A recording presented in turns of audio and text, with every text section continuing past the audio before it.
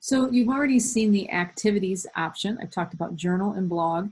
And you can see all the scheduled, archived options in here. And then remember, you can create folders. So you can create folders and call it like social emotional. You can call it getting to know you. You can have different folders for math, English, reading, comprehension, however you want to do that. And keep in mind too, you just hit that add button.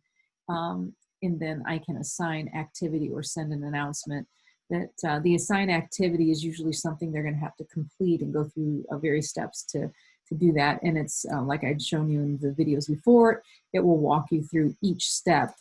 So if I click on this one, it walks the student through each step. And again, I can assign this to my students in this class and also various other classes. I can go to the community and find some things. And if I connect to my other teachers in the district, you might be able to see theirs if they're not private as well. So you can do some different things with the activities, personalizing them. So I'm going to click on this back to class over here in the right-hand corner. So that was the activities option. The inbox, that's where you can private message that goes between you and the family members. That's where it'll appear. You can see that it keeps wanting me to add more students to my class. In the announcements you send to all students, it'll appear here.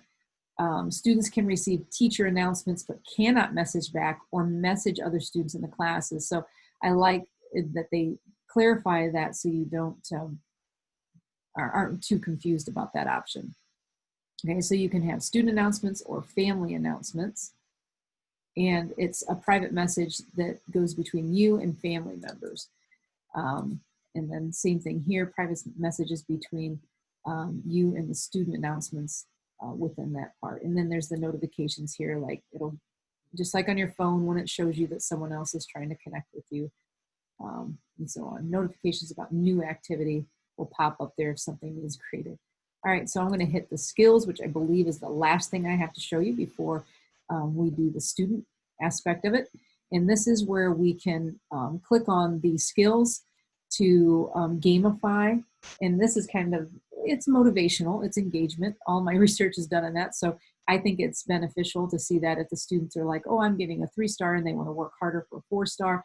And you saw in our setting video that you can rank it as many stars as you, not as many, but up to 6. And then my default was set at 4 or 5 or something like that.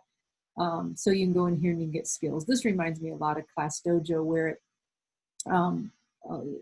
allows you to add things for mastery. I am not a paid version. You are going to be a paid version or possibly a paid version. I could try it for 60 days, but basically what I'm going to do is I'm going to add skills and then say where the students rank based on those skills. So kind of like a proficiency option for them. So those are all of the things that you need to see from the teacher perspective on the assign activity.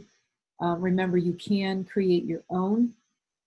It's not just the ones that you can borrow, but based on the paid version, you have lots of options. The free version, you have limited options of the ones that are there for you. Now, this is the way it looks from the browsed one from the community. You just name it, and then you can type your instructions, and it simplifies it just like the ones that I've already shown you, where you can add the voice instructions, add the multimedia, and it just, you know, time 1, 2, 3, 4, puts it in chronological order the way that you want it there. And then of course you have more options that you can put teacher's notes in there, and then you can add skills. I can't add skills because I'm a free version. So yeah, those are the basics of SeeSaw. In fact, that's it. I mean, what you get is in the videos that I just have shown you. You just have to build a lesson, build an activity. I'm sorry, I used the wrong word there. Build an activity. And in the activities, maybe have your colleagues see what they look like from a student, but I'm also going to include a student video here for you as well of what it looks like from their perspective. So the best way is to just click around and play, create a classroom. That's in fact your assignment, create a classroom, add some students to it, whether it be your friends, colleagues, peers, whatever, or some students that you can, your own children that you can add to it. And then after you do that, then add activities and then see how it feels to add an activity, add some folders, just kind of click around with some of the skills that I've shown you and see how it changes things. And as always, you can email me at Sanders, SANDERS, at NWOET.org, and I'll answer your questions as requested. All right, so I'll be back with a video about student view of SeeSaw. Hopefully that'll be a success.